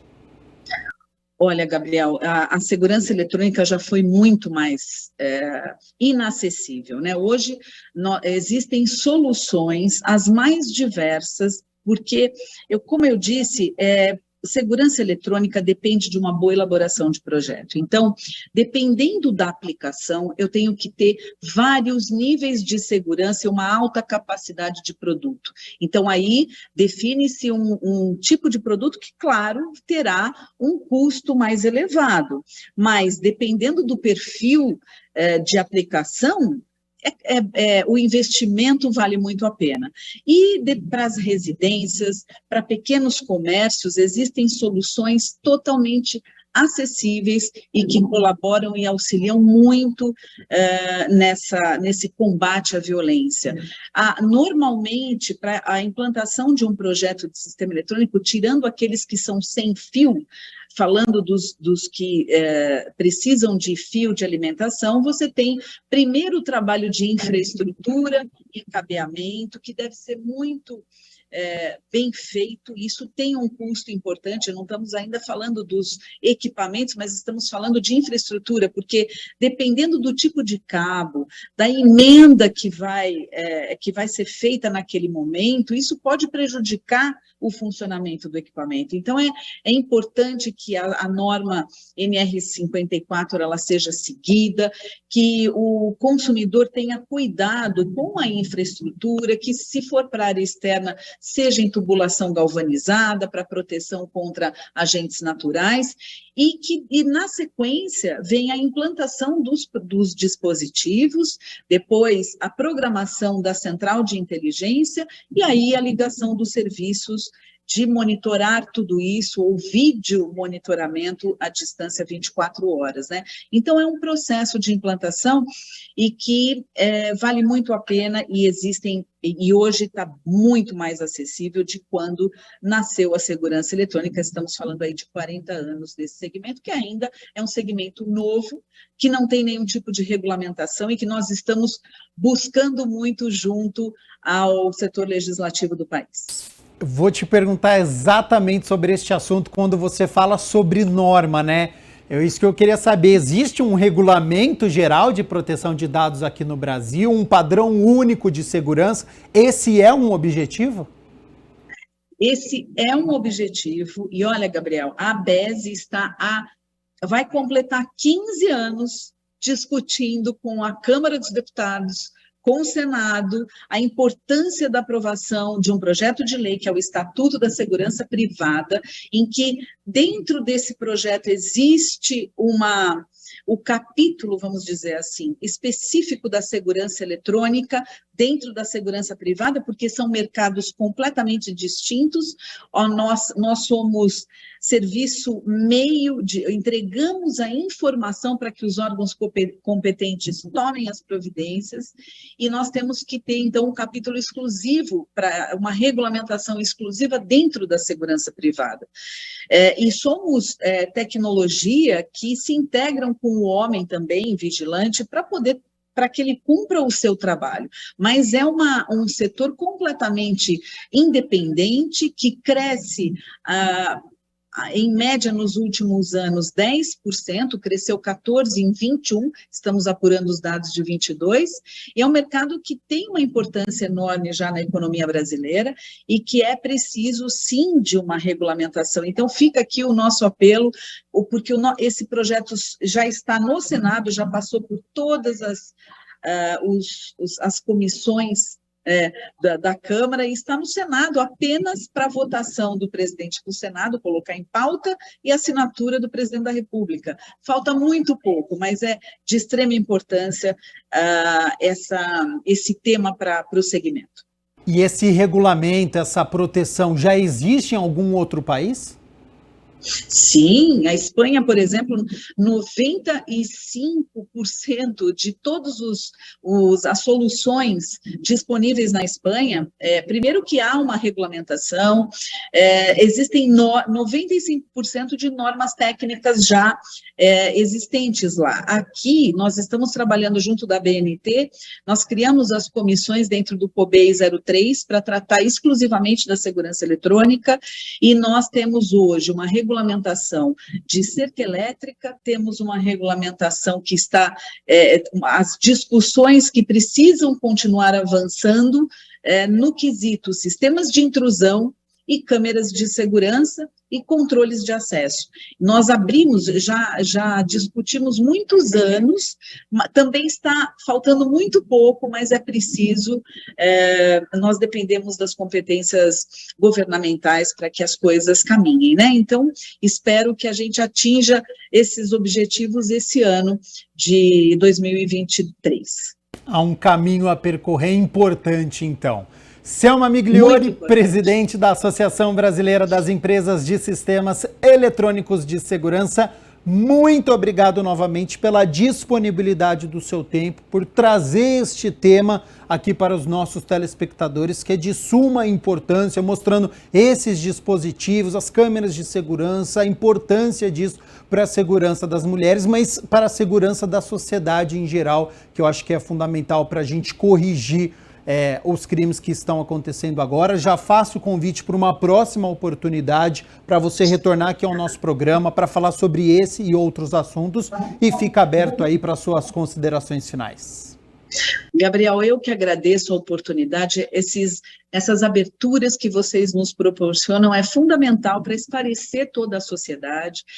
Quero colocar a associação, que é a ABESE, totalmente à disposição do consumidor final, de vocês, e também é só pesquisar o nosso site www.abese.org.br e vocês encontrarão lá e-books específicos para o consumidor final entender um pouco do nosso segmento, como ele deve contratar uma empresa, um projeto de segurança eletrônica no mercado que não tem regulamentação e, portanto, qualquer um pode apresentar algo para vocês. Então, cuidado, e ali tem toda uma organização para que você também seja bem orientado. Então, estamos totalmente à disposição. Muito obrigada e um grande abraço a todos. Nós aqui agradecemos, um grande abraço a Selma Migliori participando ao vivo aqui do nosso Câmara Notícia, falando sobre o apoio à tecnologia para a gente impedir e diminuir os crimes que acontecem principalmente contra as mulheres aqui no nosso país. 1h mais 34, fim de semana chegando e tem muitas atrações aqui em Campinas. Tem apresentação da Orquestra Sinfônica aqui da cidade, tem show de humor, tem pagode, tem estreia no cinema, teatro. Então fique atento porque nós vamos abrir a nossa cortina aqui para o nosso quadro Agenda Cultural.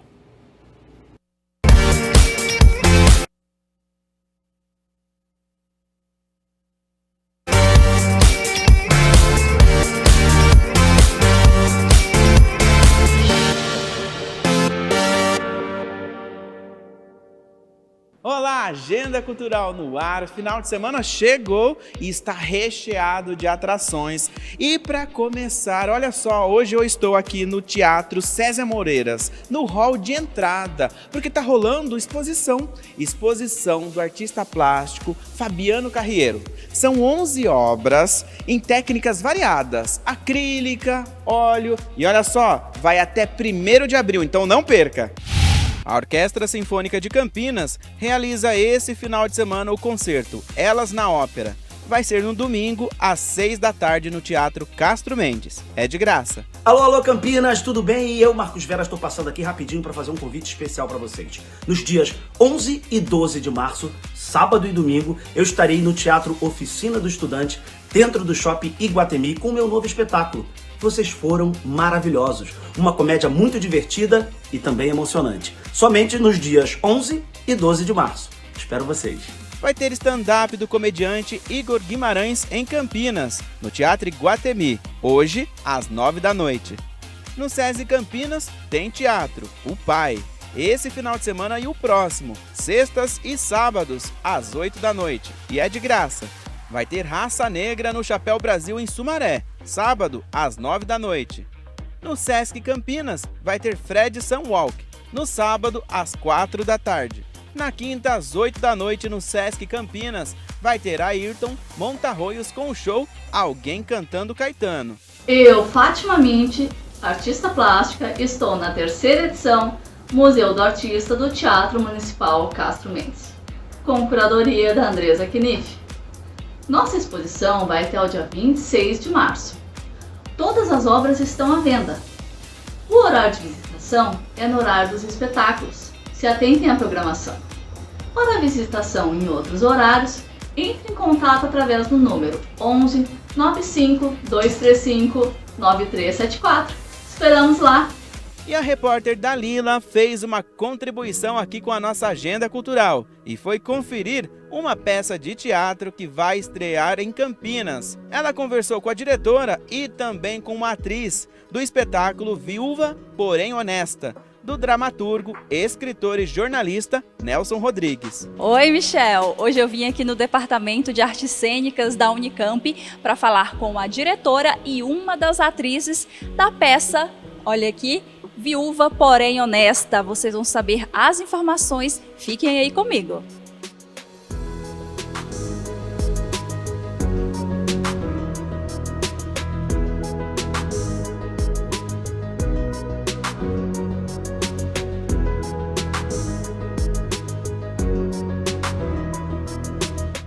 Nós estamos trazendo Viúva, Porém Honesta, uma peça do dramaturgo Nelson Rodrigues. Pela primeira vez, ele encarou a comédia, a farsa. Antes ele fazia um outro tipo de teatro. E a primeira vez que ele fez essa peça foi em 1957. Ele estava um pouco cansado com a falsa moral que os críticos e a recepção vinham trazendo referente à obra dele. E ele escreve essa peça meio que debochando, brincando com a questão do que eu sou de verdade e do que eu gosto de mostrar. Onde é que os campineiros vão poder conferir aí esse espetáculo? Por enquanto, a única data marcada que nós temos é no Teatro Castro Mendes, dia 15, quarta-feira, às 20 horas. E como faz para participar? Compra o ingresso, tem fila de espera, compra presencial, como é que funciona? Então, a gente já está vendendo os ingressos pelo site do Teatro Castro Mendes. Eu já digo para ir lá, tentar já adquirir, porque os melhores lugares já estão se esgotando. E também vai ter no dia. Lembrando também que os ingressos estão a preço popular, então são R$15 comprando antecipado, e no dia é R$20 a inteira e R$10 a meia. Vamos falar um pouco sobre a produção. Quanto tempo leva para fazer uma produção dessas, para ficar toda pronta, toda nos conformes para a gente poder apreciar? É muito relativa essa pergunta, depende de processo para processo. Nesse caso, faz parte da minha pesquisa de mestrado, que eu faço na Unicamp. Eu estudo essa peça em 3 momentos, quando ela foi escrita nos anos 50, uma encenação do Marco Antônio Braz nos anos 90, e agora que eu estou fazendo essa nova encenação no século XXI.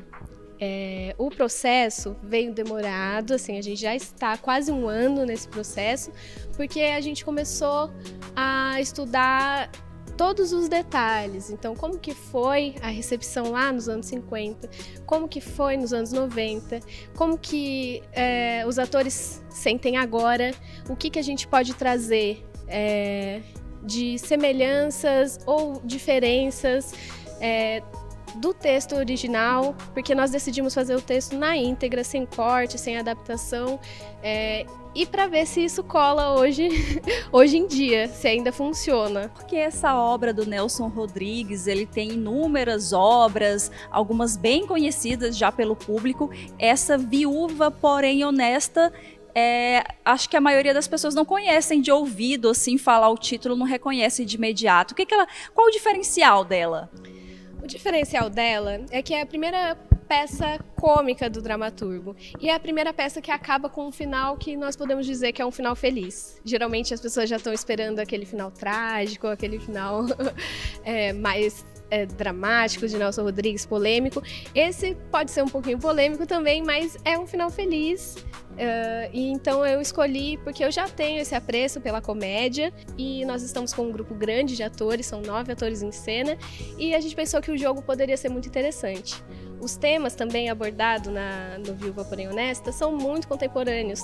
A gente pode, por exemplo, comparar com as questões das redes sociais, né? O Instagram, o Facebook, o que é que a gente mostra e o que é de verdade por dentro. E o Nelson brinca muito com isso nessa peça. O que conta aí essa peça aí? Gira em torno do quê, então? É uma farsa, uma grande brincadeira. Conta a história de uma viúva, uma adolescente viúva. Ela acaba de se tornar viúva e desde então ela decide não se sentar mais. E o pai dela, que é dono de um jornal, que tem poder até de nomear ministros, não consegue resolver o problema da filha. Então já faz 6 meses que ele está tentando fazer a filha sentar e a filha não posso sentar e ela quer se manter lá pelo marido. Então ele chama alguns especialistas para ajudar nesse caso. Ele chama um psicanalista, chama um otorrino, chama uma ex-cocote e no meio desse quiprocó todo vem o Diabo da Fonseca, que é a própria personificação do diabo. E aí nesse quiprocó todo que se desenrola para achar a solução para essa viúva poder sentar e continuar vivendo. Sentar e ser feliz de novo. Exatamente. Seria isso. Gera bastante discussão essa peça na época, né? Pelo conteúdo, você que estudou aí a repercussão nos períodos, o que pode falar pra gente? Assim como todas as outras peças do Nelson, há uma polaridade muito grande na recepção. Existe uma grande parte da crítica que não gosta e critica. Ao mesmo tempo, existe uma outra parte que ama ferozmente. E foi essa coisa mesmo que fez eu querer estudar, que fez eu querer investigar como que é isso hoje. Porque o Nelson Rodrigues é isso, ou você ama ou você odeia. É aquela coisa bem polêmica. E falando sobre a equipe, sobre os atores e atrizes que fazem parte do espetáculo, são alunos daqui da Unicamp, vêm de outros grupos teatrais, quem que forma aí esse time? O Grupo Casca de Teatro ele foi iniciado em 2018, quando eu estava na graduação de Artes Cênicas aqui na Unicamp também, junto com outros colegas. E a gente se formou, veio a pandemia. Hoje nós estamos com uma parte do grupo original, que foi o que iniciou, e também novos atores.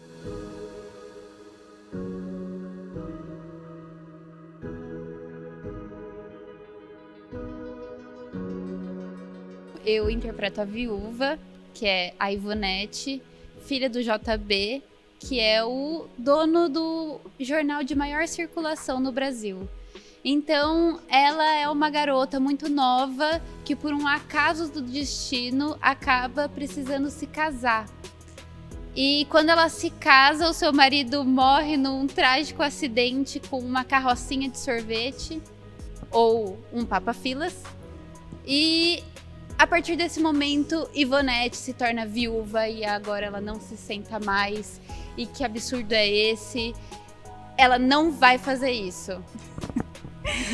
Como faz para se preparar para um personagem desses, que é de uma obra já de muitos anos atrás, e vocês vão fazer sem adaptações, né? Sem mudanças trágicas muito grandes no texto? Como é que faz para se preparar para isso? Bom, a gente diz que o teatro ele é quase que anacrônico, né?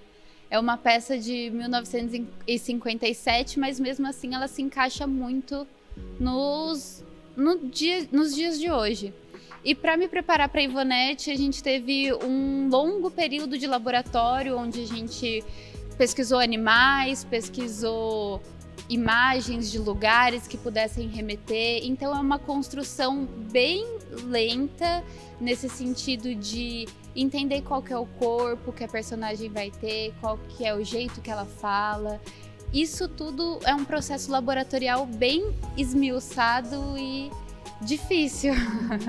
E vocês também tiveram um processo anterior, que foi o de conseguir a liberação dessa obra, né? Sim. Como foi aí essa parte? Bom, nós temos uma equipe de produção que trabalha paralelamente à peça, e essas nossas amigas, elas foram atrás dos filhos do Nelson Rodrigues e negociaram com ele os direitos da peça. Foi uma negociação um pouco longa, que se arrastou assim, mas a gente conseguiu, e nós temos 1 ano agora a peça com os direitos autorais, com o texto na íntegra, que a gente vai mostrar para vocês. Então, quem sabe, a gente pode contar com outras apresentações ao longo de 1 ano aí, né? Eu acho que a gente tem muito essa vontade, e se tudo der certo, a gente vai sim prosseguir com essas apresentações. Para apresentações como essas acontecerem, às vezes é necessário apoio, parcerias. Sim. Tem alguma aí para o espetáculo ir finalmente ao palco? Bom, nós temos o apoio da Secretaria do Estado, né, da Secretaria de Cultura do Estado. É um projeto vinculado ao PROAC, então nós recebemos uma verba para que a gente conseguisse realizar todas as coisas, figurino, cenário, mesmo garantir o direito autoral para a peça. Tudo isso só conseguimos porque nós tínhamos o aporte desse edital. Agora só falta todo mundo ir conferir dia 15, né? Deixa o convite aí. Com certeza, eu espero todos vocês no teatro para se divertir com a gente, que a gente vai se divertir bastante no palco, e nós queremos dar risada junto com vocês. Então, dia 15, no Castro Mendes, eu espero vocês às 8 horas. É isso aí, gente. Eu espero vocês no Teatro Castro Mendes, essa quarta-feira, às 20 horas. Lembrando que vocês podem adquirir o ingresso anteriormente, num preço popular de R$15, pelo site do Teatro Castro Mendes. Vamos lá assistir? Vamos de cinema. Após ter a nave avariada por um asteroide, o astronauta Mills fez um pouso forçado em um planeta aparentemente desconhecido.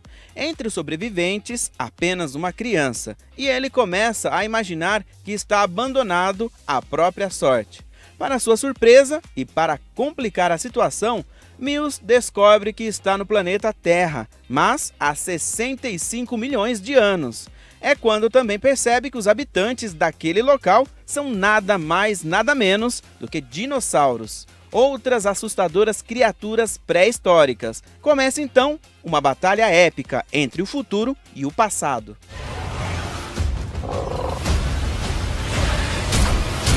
Você e eu vamos voltar para casa. Mari e Rafa são casados e não enfrentam os altos e baixos de uma relação estável. A tranquilidade deles, no entanto, sofre um duro impacto com a chegada dos novos vizinhos. Isis e Fred são adeptos do relacionamento aberto. Decidiram não ter filhos e dizem saber separar sexo do amor.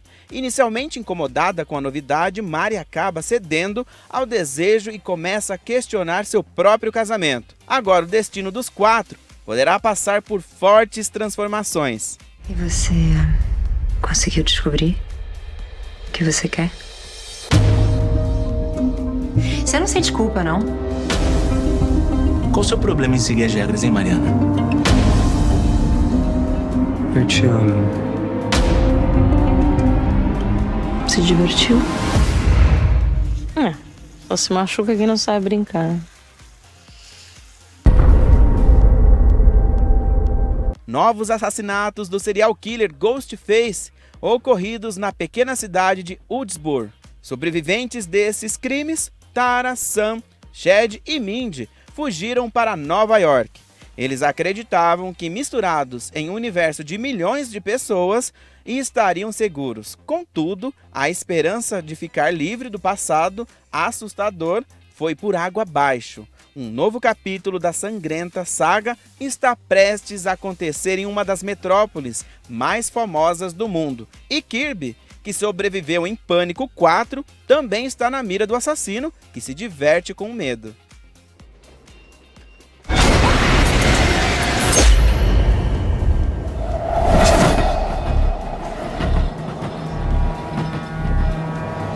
Gostaram das dicas de hoje? Eu volto na próxima semana com muito mais. Tchau!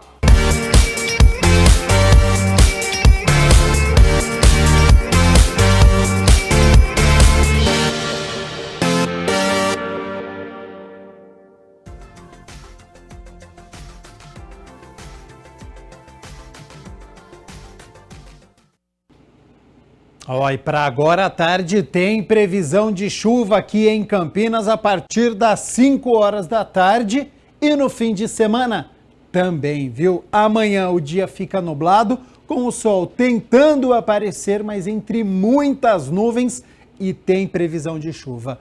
No domingo o sol deve aparecer com um pouco mais de intensidade, mas a nebulosidade segue alta e o guarda-chuva vai se mostrar presente também no domingão. Vamos às temperaturas, olha só, elas já estão aqui na minha tela. Amanhã, sábado, 11 de março, mínima de 19 graus. A máxima não deve passar dos 26 graus por conta deste tempo nublado. No domingo, tempo parecido, mínima também de 19. Ao longo do dia a temperatura sobe, podendo chegar aos 27 graus aqui na cidade de Campinas.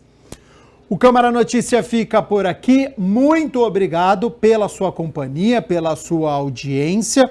Continue aqui na TV Câmara Campinas. Lembrando, que hoje à noite, a partir das 7 horas da noite, tem reunião solene com entrega de honrarias. A autoria da vereadora Paola Miguel. TV Câmara Campinas transmite ao vivo a partir das 7 horas da noite. Ótimo fim de semana e na segunda-feira o Câmara Notícia está de volta. Tchau, tchau.